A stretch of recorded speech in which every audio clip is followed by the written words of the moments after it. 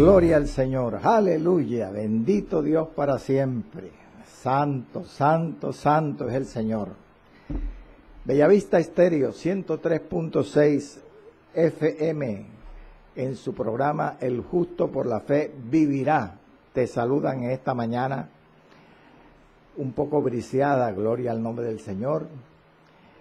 El programa de hoy, antes de hacer la oración, quiero recordarle a los oyentes que es la última fracción de esta temática, el arresto de Pablo. Hoy es la quinta y última fracción de el arresto de Pablo. Gloria al nombre del Señor. Leamos la palabra y oramos. Gloria al Señor. Vamos a la Biblia, hermano.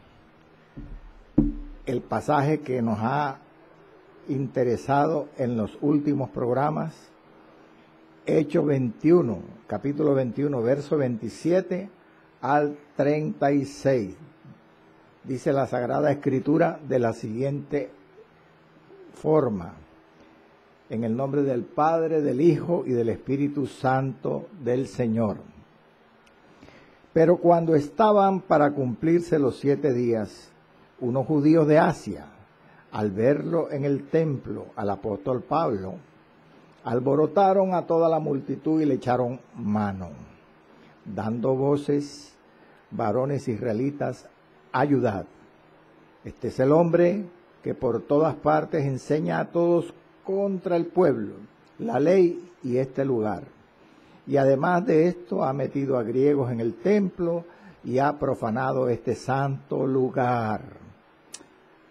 Porque antes habían visto con él en la ciudad de Jerusalén a Trófimo de Éfeso, a quien pensaban que Pablo había metido en el templo.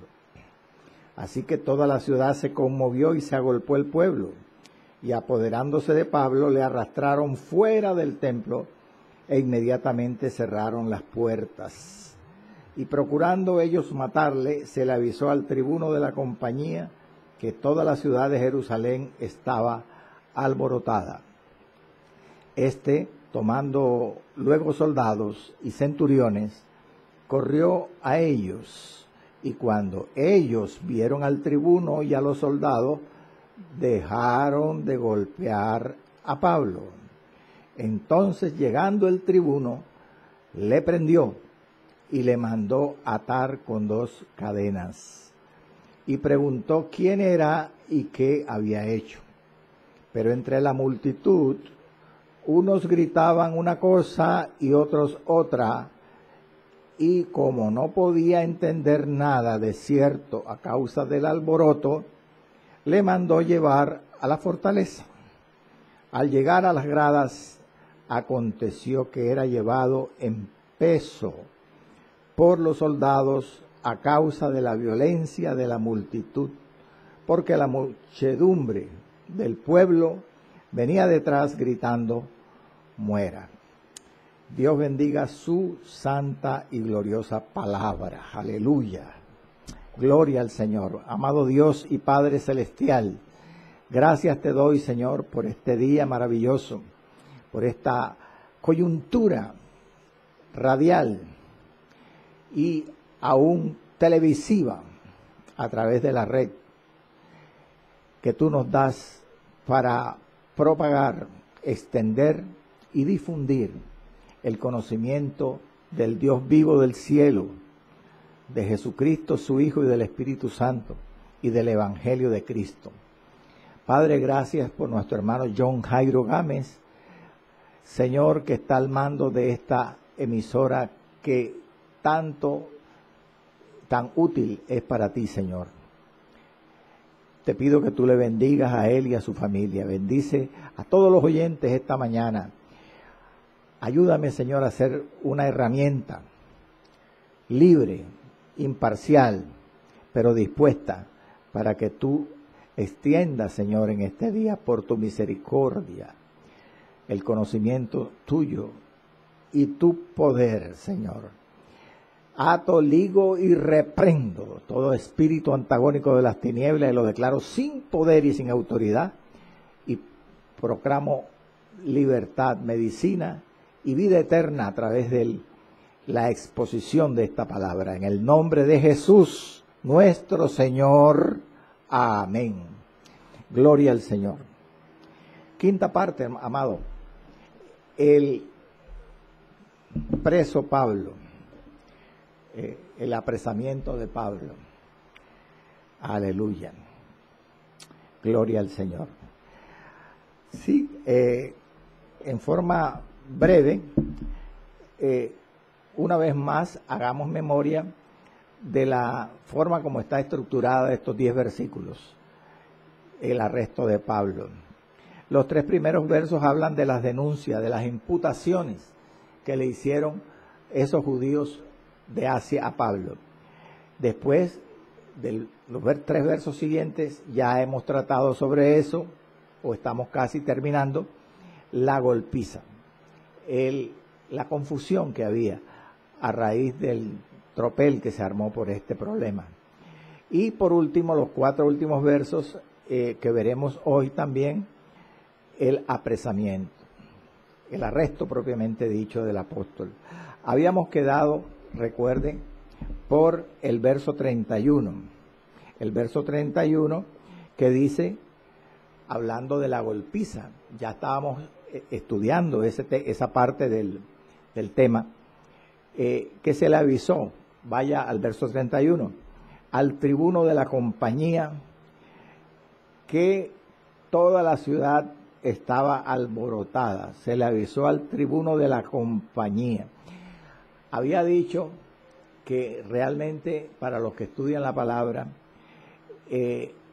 la frase se le avisó al tribuno debiera traducirse subió información, y literalmente hablaba de por qué. Realmente lo que se le informa al tribuno es que la ciudad estaba alborotada porque estaban golpeando al apóstol, querían matarlo, bendito sea el Señor para siempre. Entonces, él está encaramado en una fortaleza, en un castillo, y le traen una información de algo que estaba sucediendo abajo, desde donde se veía en la torre el atrio exterior del templo. Allí en esa parte abajo se divisaba una multitud que golpeaba a Pablo. Es decir, que prácticamente la información que le dan al tribuno del griterío que se observaba allá abajo y el tumulto por la supuesta profanación del apóstol del templo, fueron noticias que llegaron al tribuno desde abajo hasta arriba, hasta la fortaleza. Por eso debiera traducirse, subió información. Y empecé a explicar, con eso terminé el programa previo, qué era la fortaleza, qué edificación estaba construida junto al templo.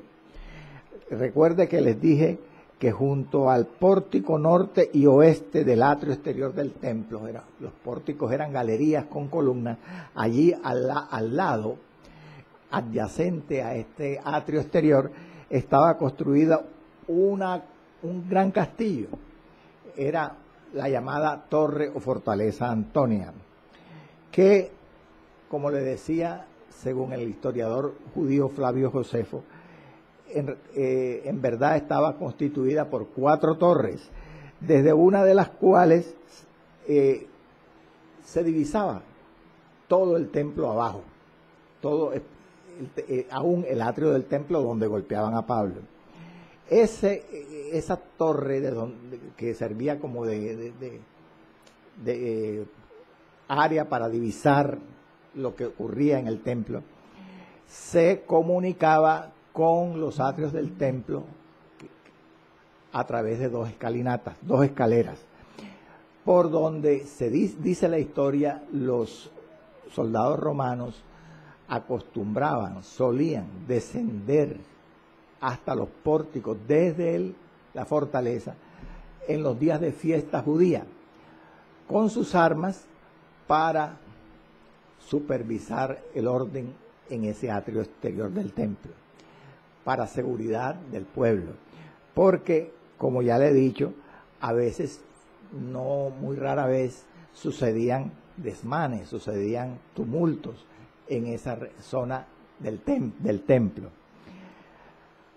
Que les recuerde que les mencioné unas palabras del historiador Josefo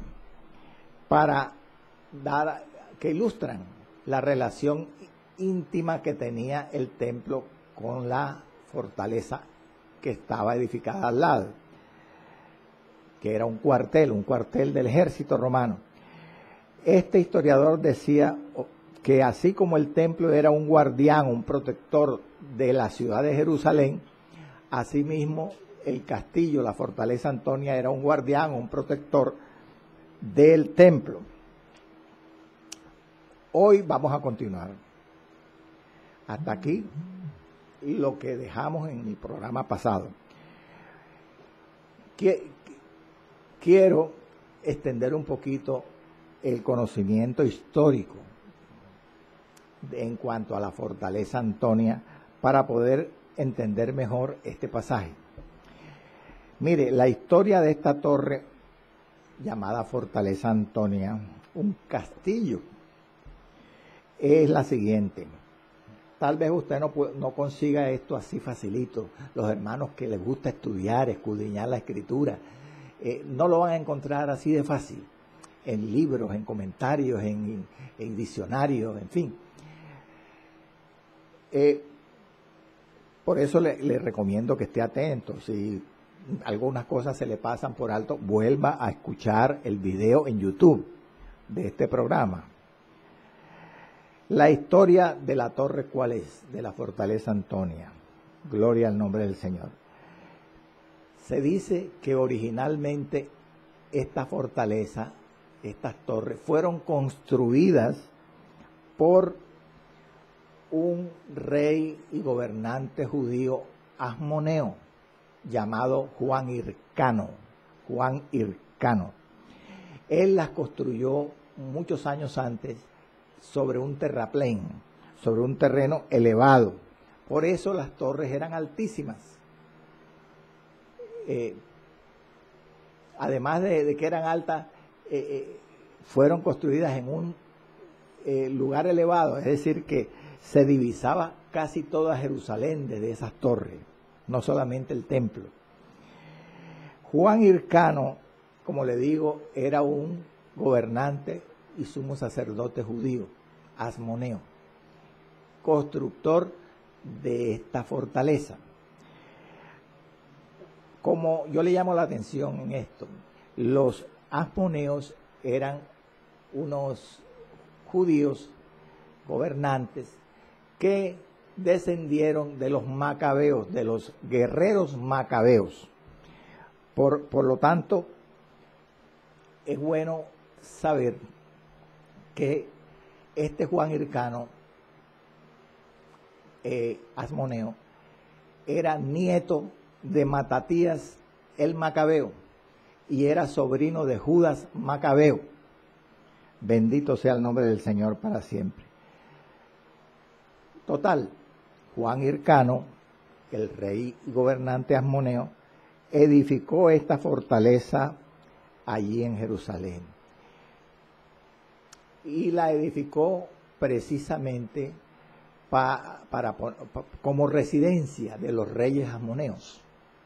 Como residencia de los reyes asmoneos. Y no la llamó Fortaleza Antonia, todavía no se llamaba así. Juan Hircano la llamó Baris, con B labial, Baris. Bendito sea el nombre del Señor. Aleluya. Años después, escuche, años después de construida esta fortaleza por Juan Hircano como residencia de los reyes asmoneos y llamada Baris, Herodes el Grande asesinó toda la familia asmonea, dice la historia, y se apropió de estas torres, de este castillo, y lo refaccionó y lo embelleció. Sabido es que Herodes el Grande fue un constructor prolífico, construyó y refaccionó muchas áreas de Jerusalén, y una de estas áreas que él refaccionó y embelleció fue la fortaleza que perteneció a los ammoneos y que originalmente, como le digo, fue residencia de los reyes ammoneos, pero le cambió el uso. Cuando refaccionó y embelleció esta fortaleza, Herodes la destinó como un cuartel, prácticamente una guarnición romana, y le cambió el nombre. Le puso el nombre de Fortaleza o Torre Antonia. ¿Por qué? Porque Marco Antonio, en honor a Marco Antonio, el general y político romano, que era su amigo y patrón de Herodes el Grande. Marco Antonio, para los que desconocen, fue, como le digo, un político y general romano que tuvo un papel preponderante en la transición de la República Romana al Imperio Romano, en las luchas que sostuvo con Claudio César o Augusto César.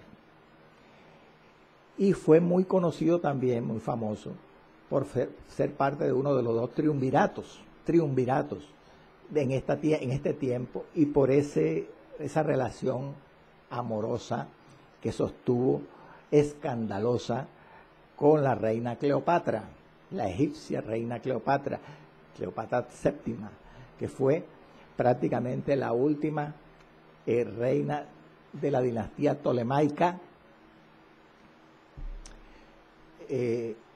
Esa fue mujer de Marco Antonio.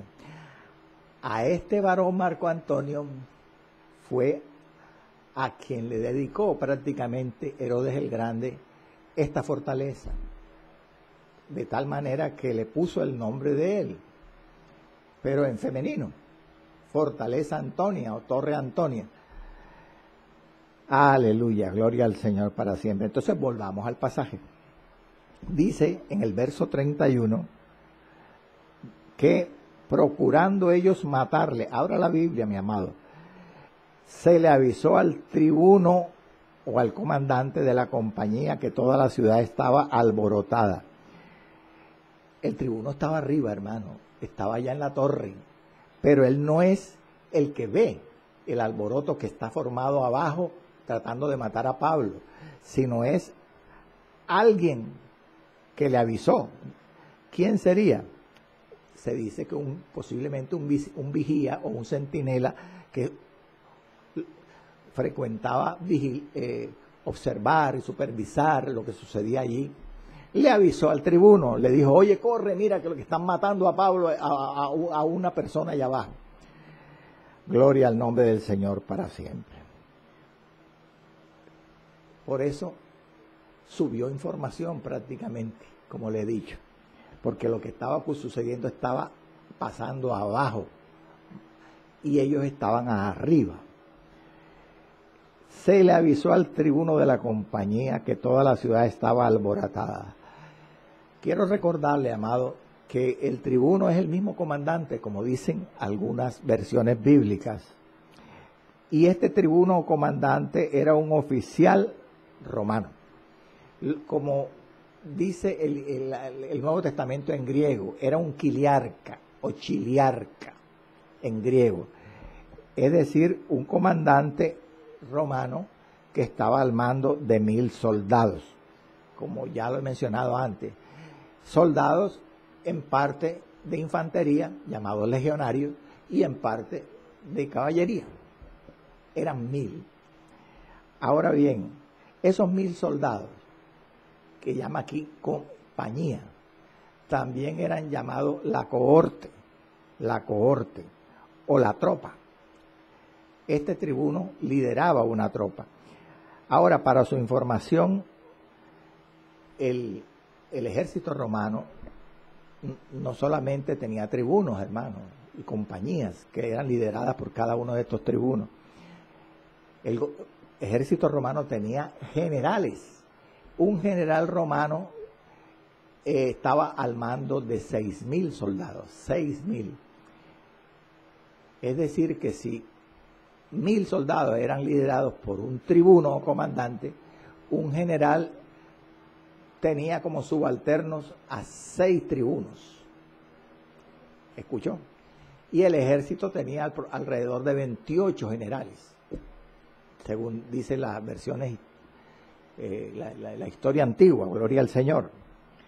Así que, hermano, el tribuno equivaldría a lo que hoy, porque usted me preguntará eso, y un tribuno, hoy en día el ejército no está formado por tribunos, hermano, aquí en el occidente del mundo, en Colombia. Acá hablamos de generales, sí, pero hablamos de coroneles, de tenientes, de mayores, de brigadieres. Bueno, un tribuno equivaldría, según los exégetas, a lo que hoy es un mayor o un coronel del ejército. Ese era un tribuno. Era superior, como hemos visto, a un centurión, porque el tribuno estaba sobre 1.000 soldados, como le he dicho, y un centurión lideraba una centuria, es decir, 100 soldados. Conclusión: un tribuno, este en particular, del relato que nos interesa, tenía bajo su mando a 10 centuriones. Gloria al nombre del Señor para siempre. Aleluya. El tribuno de la compañía que aquí se habla era muy conocido en Jerusalén. Tan conocido que Lucas da el nombre de este varón. Vamos a la palabra. Hechos 23, dice, Hechos 23, versos 25 y 26. Lucas aquí menciona una carta que escribe este tribuno y se la escribe aquí al gobernador romano Félix, porque va a trasladar al preso Pablo a Cesarea desde Jerusalén. Y dice el pasaje que este tribuno escribió una carta para informar al gobernador Félix en Cesarea sobre el motivo por el cual enviaba a Pablo allá a donde él, a Cesarea. Y dice el verso 26, búsquelo en la Biblia: Claudio Lisias, al excelentísimo gobernador Félix, salud. O sea que él se da a conocer por el nombre en la carta. Él se llamaba Claudio Lisias, amado hermano. Este era el tribuno que aquí comanda el grupo de soldados y de centuriones que van a ayudar a Pablo, a evitar que lo maten. Este era Claudio Lisias, bendito sea el nombre del Señor para siempre. Aleluya. Leamos nuevamente los versículos 31. Dice, o no lo releamos. Quiero decirles sobre esos dos versos que, según dicen ellos, mientras en el atrio exterior del templo el gentío ataca y golpea ferozmente a Pablo, se produce entonces la oportuna intervención de este tribuno Claudio Lisias, del que le estoy hablando, de la guarnición romana, de la tropa o del regimiento que él lideraba. Bajan de la torre hasta los atrios del templo para ayudar a Pablo, para rescatar al apóstol, para que no lo linchen. Bendito sea el nombre del Señor para siempre. Por eso dice el verso 32. Ahora sí, leamos el verso 32. Este, es decir, el tribuno, tomando luego soldados y centuriones, dice otra versión, soldados y oficiales, corrió a ellos, y cuando ellos vieron al tribuno y a los soldados, dejaron de golpear a Pablo. Aleluya. Ellos, al darse cuenta de la presencia militar, los agresores allá en el atrio exterior del templo, en medio del tumulto, ellos dejan de golpear a Pablo. Entonces, resumamos. El tribuno está arriba, en la torre. Un centinela o un vigía observa a lo lejos un alboroto y que ese alboroto están tratando de linchar a una persona. Inmediatamente le informa a su superior, allá en la torre, lo que está pasando.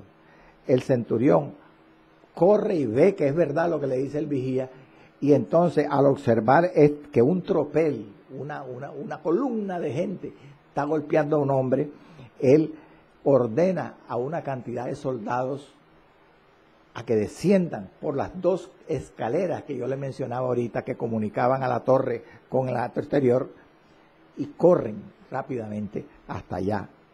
Ahora, el pasaje dice en el verso 31 que, en el 32, perdón, que el tribuno tomó soldados y centuriones.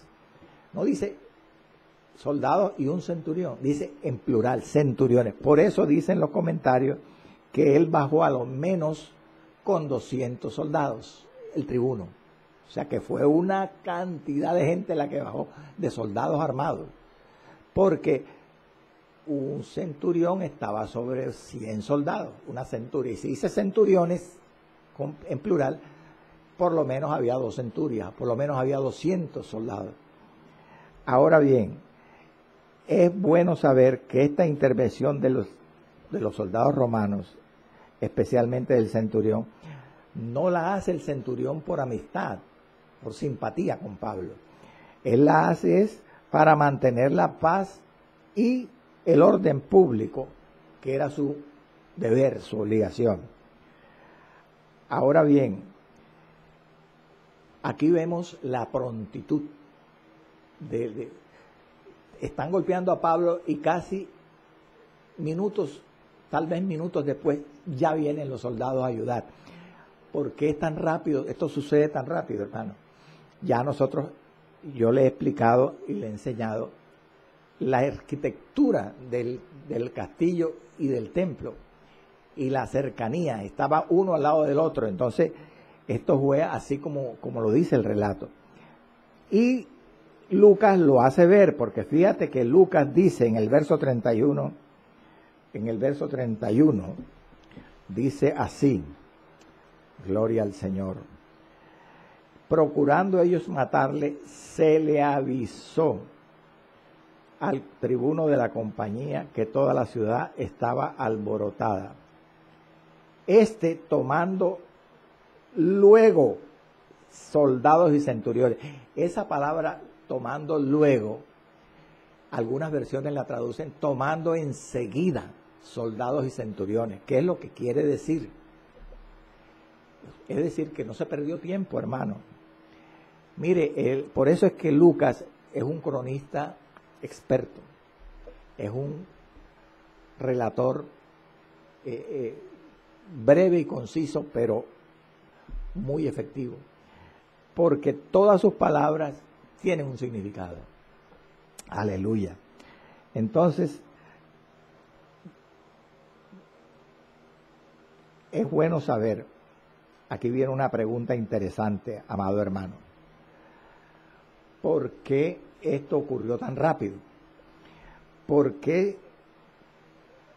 O sea, no por qué ocurrió tan rápido, porque ya sabemos que ocurrió rápido el rescate de Pablo y el descenso de los militares, porque estaba cerca la fortaleza al lado del templo y porque ellos observaban desde arriba.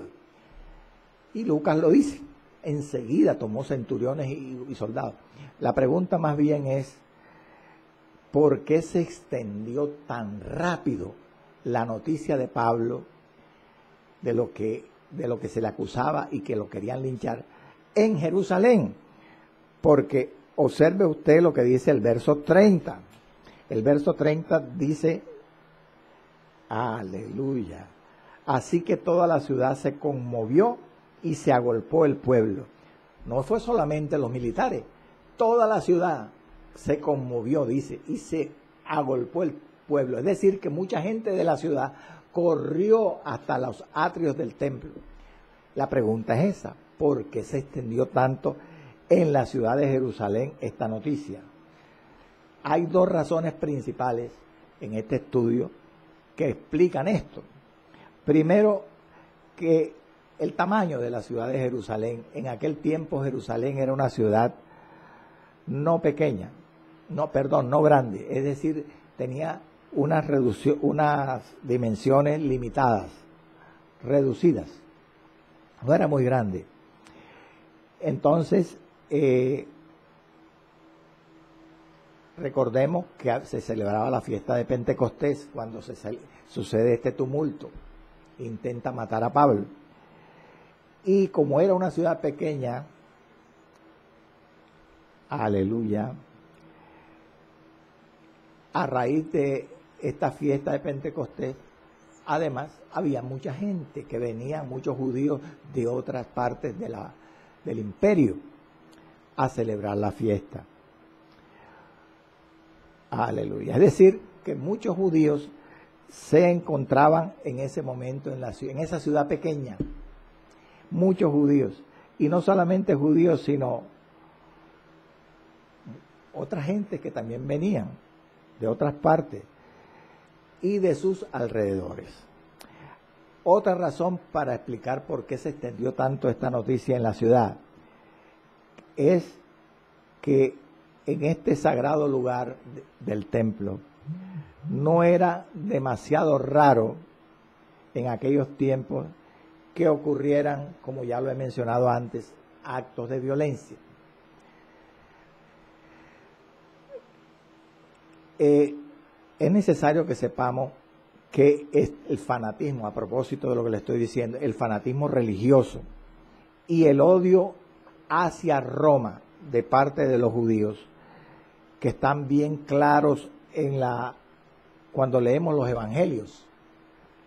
Lea los evangelios para que usted vea ese fervor religioso de los judíos y ese odio que destilaban hacia Roma, detestaban a Roma y a los romanos. Este fanatismo religioso, repito, y este odio a los judíos, a Roma, perdón, de parte de los judíos, en este tiempo iba en aumento, como resultado principalmente del crecimiento y desarrollo del llamado Partido de los Zelotes. ¿Qué eran los zelotes? ¿Quiénes eran? Eran una secta política religiosa que tenían celo por Jehová y por la ley de Jehová, pero mezclada con intereses políticos y partidistas. Por eso eran una secta político-religiosa. Estos zelotes, entre otras cosas, eran enemigos de los sacerdotes saduceos. Enemigos. ¿Por qué? Porque los saduceos mantenían relaciones, y muy buenas relaciones, con los romanos por razones personales e interesadas. Por eso ellos lo detestaban también, lo consideraban enemigos, el común de los judíos, a los sacerdotes saduceos. Entonces, un ejemplo histórico para demostrar este odio a Roma y este fanatismo religioso que en ese momento estaba efervescente. Es bueno recordar que en esa época precisamente, cuando Pablo aquí es tratado de linchar, un poco antes de la fecha en que ocurren los hechos ahora, un sumo sacerdote, dice la historia judía, un sumo sacerdote llamado Jonatán, saduceo por supuesto, porque los sumos sacerdotes casi siempre eran saduceos, fue asesinado en pleno atrio del templo, en los plenos atrios del templo exteriores, bendito sea el nombre del Señor, a pleno día, dice la historia, por mano de los llamados sicarios. El grupo de los sicarios, que después hablaremos de esto en el pasaje de este capítulo, era ¿cómo decirle?, un movimiento también político-religioso, era el ala extremista de los celotes. El ala, la facción más extremista de los celotes se llamaban sicarios. Estos se llamaban así, su nombre se debía a la sica. Las sicas no que eran, ¿cómo decirle?, asesinos a sueldo, no, sino sicarios por la sica. La sica era un puñal o daga que ellos llevaban abajo de las túnicas, con el cual asesinaban a todo aquel que consideraban traidor, que ellos consideraban traidor a la causa patriótica y nacionalista judía. Ellos lo asesinaban. Eso eran los sicarios. Años antes, este movimiento había asesinado a un sumo sacerdote allí, llamado Jonatán. Bendito sea el nombre del Señor para siempre.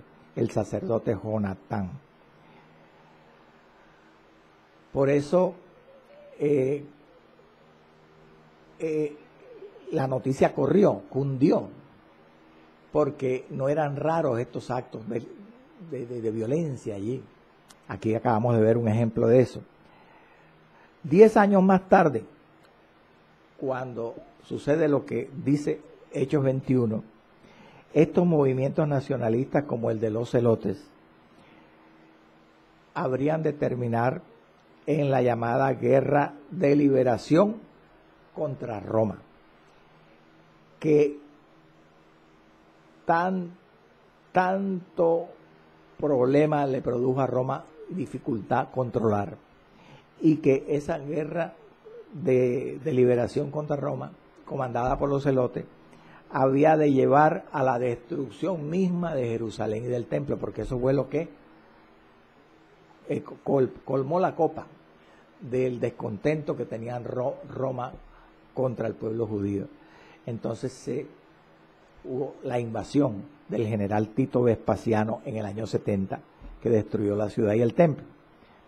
Hasta aquí podemos considerar esta parte segunda del pasaje, lo que es la confusión, la golpiza que le dieron a Pablo. Ahora sí veamos en el resto del programa rápidamente los 4 versículos siguientes, cuando Pablo es apresado, es arrestado.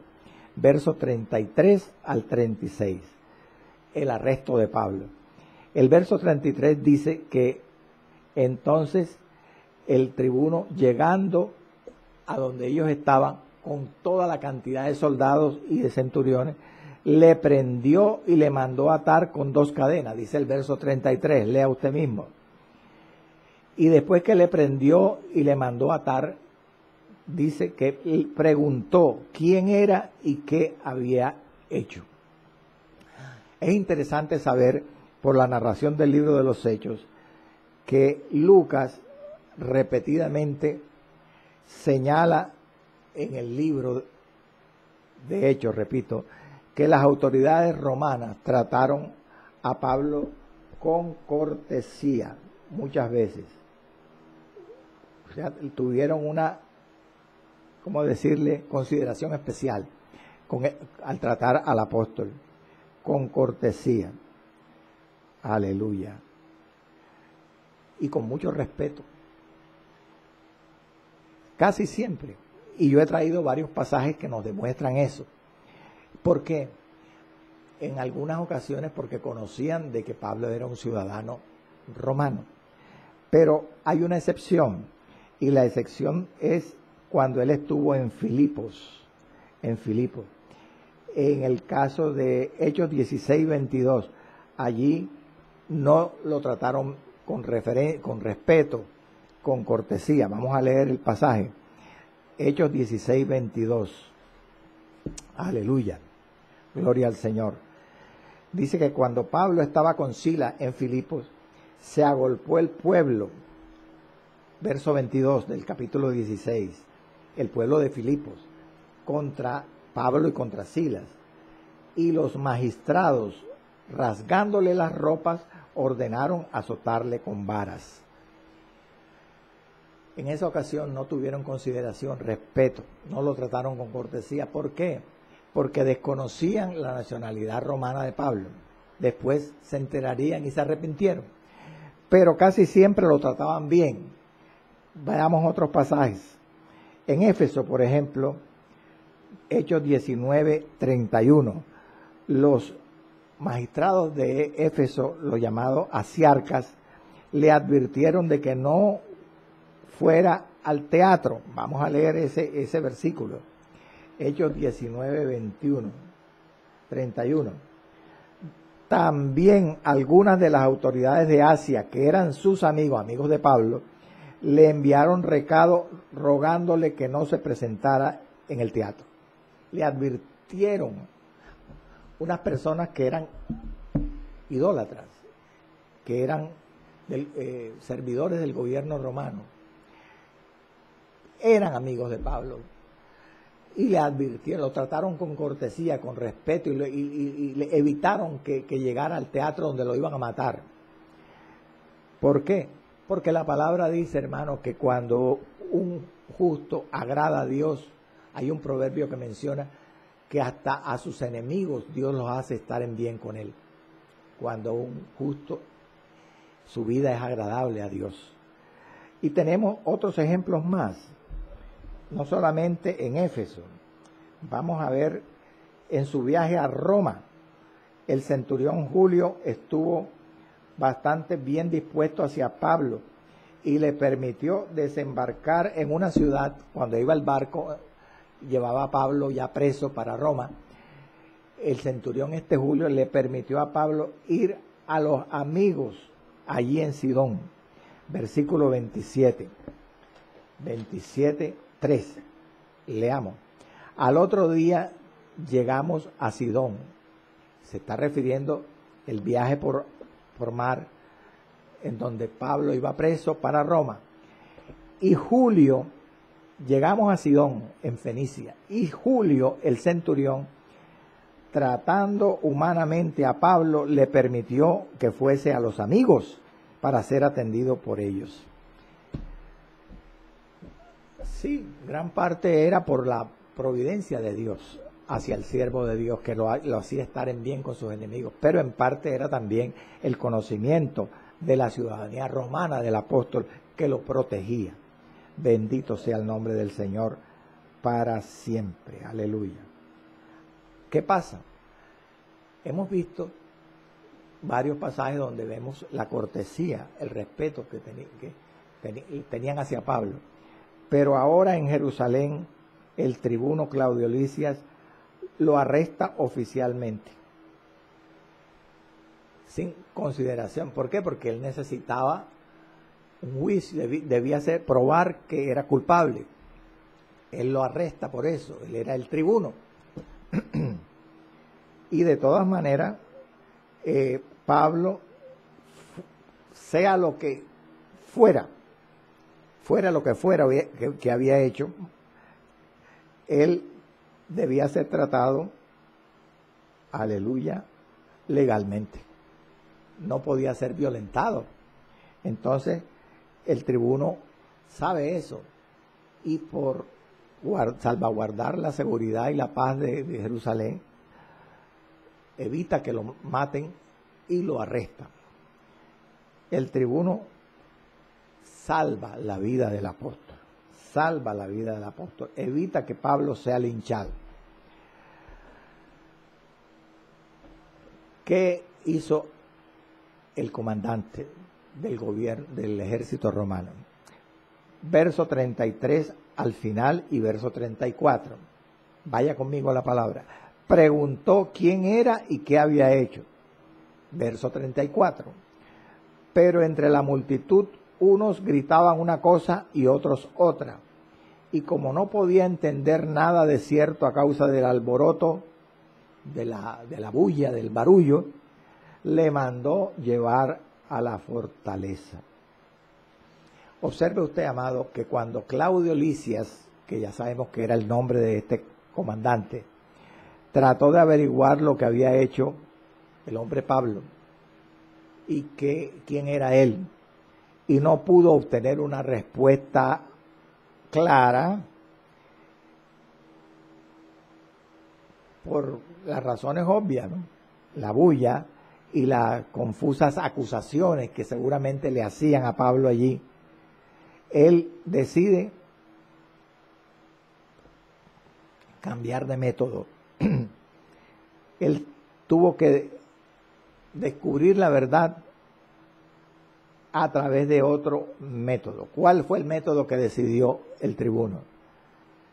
Conducir a Pablo al castillo, a la fortaleza Antonia, al cuartel. En realidad, ahí estaba cuartelado la guarnición romana, en ese castillo. Ahora bien, entendamos una cosa, hermano.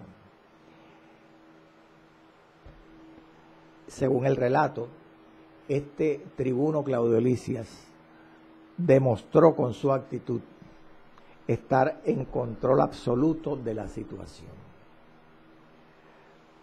Probemos esto, confirmemos esto, que él desde un comienzo hasta el final de su acción sabía qué debía hacer y hizo lo correcto.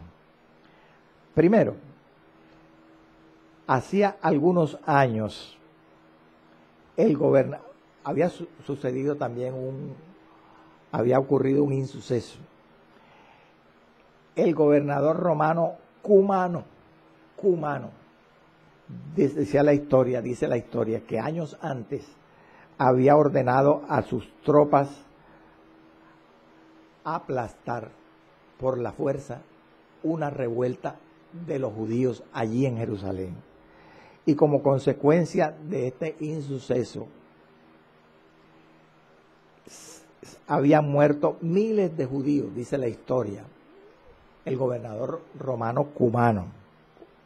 Entonces, ahora el tribuno mismo desciende de la fortaleza con una tropa de soldados para,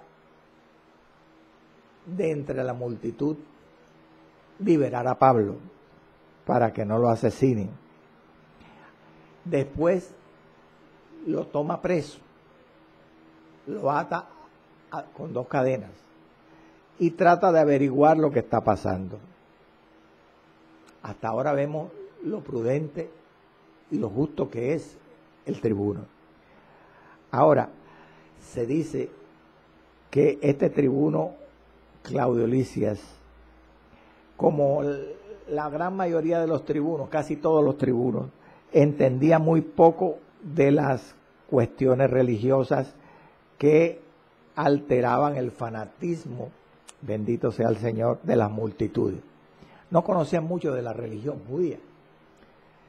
Pero a pesar de esto, este tribuno entendió la necesidad de salvar a este hombre, Pablo, para que no se alborotara la ciudad de Jerusalén, porque la obligación de él era salvaguardar y proteger la paz de Jerusalén, pero también para que no lo mataran, porque él iba a perder la vida si él no lo rescataba. Gloria al Señor. Sigamos en los versos finales, el verso 35 y el verso 36. Al llegar a las gradas, dice Lucas, aconteció que era llevado en peso. ¿Quién? Pablo. ¿Qué significa llevar en peso? Cargado, era cargado, había sido cargado en los hombros. Como dice otra versión, era llevado en vilo por unos soldados o por los soldados a causa de la violencia de la multitud, porque la muchedumbre del pueblo venía detrás gritando: muera, muera. Veamos aquí, amados hermanos, nos queda poco tiempo y vamos a aprovechar estos minutos finales, la reacción del gentío desilusionado. La chusma, la turba, esta prole, al haber sido privada, bendito sea el Señor, de poder matar a su víctima. Ellos querían matarle a Pablo como un animal a quien se le quita la presa. Ellos actúan, la multitud. Y según el pasaje, empiezan a perseguir a los mismos soldados que llevan a Pablo en hombros, en vilo, en peso. Ahora, ¿por qué? ¿Por qué los atacantes se portan así? Pues lógicamente, hermano, porque ven el objetivo de su odio desaparecer. Ver que delante de sus ojos estaba escapando su presa bajo la protección de los soldados romanos. Entonces, no podrían hacer lo que ellos querían. Ellos tenían que actuar rápido y actuar por la fuerza. Ahora, cuando Pablo, encadenado entre dos cadenas, llega a los primeros tramos de las gradas, lo dice el versículo, las gradas son las escalinatas, la escalera. Ellos saben que si los dejan subir por la escalera, van a meter a Pablo en el castillo, en la fortaleza, y tratan por todos los medios de impedir eso. Como ellos no pueden, porque eran muchos los soldados y estaba lejos de sus manos, lo tenían cargado. Entonces ellos empiezan a ofender a Pablo, a gritar, a dar voces. Los soldados tuvieron que alzar a Pablo, hermano, porque es que esta multitud, el pasaje da a entender que si no cogen a Pablo y se lo encaraman en los hombros, ellos lo linchan delante de los soldados, arriesgando su propia vida, porque los soldados de pronto le podían atacar. Ese es el odio, la maldad. Gloria al nombre del Señor para siempre. Aleluya. Ahora, es interesante cómo dice este versículo 35 en la Nueva Versión Internacional. Dice que al llegar Pablo a la escalinata, dice la versión Nueva Internacional, la furia del populacho llegó a tal extremo que tuvo que ser llevado en volandas por los soldados. Es otra forma de expresar lo mismo, de ser cargado, de ser llevado en peso. Viene una aplicación, una conclusión interesante, y es que este recuerdo quedaría para toda la vida en el corazón y en la memoria del apóstol. El ser llevado en peso por los soldados cuando lo querían matar. Aleluya. ¿Para qué Dios permitió eso? Que una impresión tan profunda quedara grabada en el corazón del apóstol. Que lo recordara para siempre en su vida terrenal, para mantenerlo humilde. A veces Dios, ese es el propósito que a veces Dios tiene en los siervos cuando permite que suframos persecución, calumnias, vergüenzas por causa del Evangelio, para mantenernos humildes, hermanos, porque siempre el siervo de Dios tiene que darle la gloria a Dios, saber que no es por él que suceden las cosas, que no es por sus méritos, por sus acciones, que es la pura misericordia del Señor. Esa palabra que dicen, muera, algunos han pensado que es que lo que ellos querían era que, ¿cómo decirle? Que fuera con él. ¿Cómo traduce otra versión? Hay otra versión que no dice que ellos gritaban muera, sino fuera con él. Entonces, como algunos exegetas dicen que quería decir fuera con él, muera, que se lo llevaran, que lo metieran en la fortaleza. Pero no, el fuera con él significa que querían que lo mataran. fue que si ellos no lo mataban, que los soldados lo mataran a él, a Pablo, como lo traduce nuestra versión internacional, muera. Esas fueron las mismas palabras, y con esto terminamos. Las mismas palabras que usaron la multitud cuando pidieron la crucifixión de Cristo. Fuera con él, muera. Así gritó la multitud. Lucas 23:18, mas toda la multitud dio voces a una cuando Cristo estaba allí, diciendo, fuera con este y suéltanos a Barrabás. Juan 19:15 dice que ellos, la multitud judía, gritaban ante Pilato, fuera, fuera, crucifícale. Pilato les dijo, a vuestros reyes de crucificar. Respondieron los principales sacerdotes, no tenemos más rey que César, fuera, crucifica. Esa misma palabra la gritó la multitud a Pablo. Así como el Señor padeció, hermano, a veces los siervos del Señor padecemos por causa del Evangelio. Padre Santo y Padre bueno, yo te doy gracias, mi Dios amado, por este mensaje de el arresto de Pablo, que nos ha llevado ya a varios programas. Gracias por haberlo podido terminar en el día de hoy, Señor. Bendice este estudio del libro de Hechos, los demás estudios que vamos a hacer hasta terminar este libro. Permítenos vida, pasión y amor y sabiduría para seguir exponiendo este libro y de pronto las otras enseñanzas que tú nos quieras dar y usar a través de esta tribuna de otros libros de la Biblia u otros programas de enseñanza. Padre, en el nombre de Jesús, amén. Estuvo en la sintonía esta mañana el pastor Víctor Hugo Pachón, José Carrillo, Daniela Gómez, Humberto Zuluaga, Mónica Covelli, Oscar Ortega Polo, Doralba Ealo, Neida Núñez, Damaris Restrepo,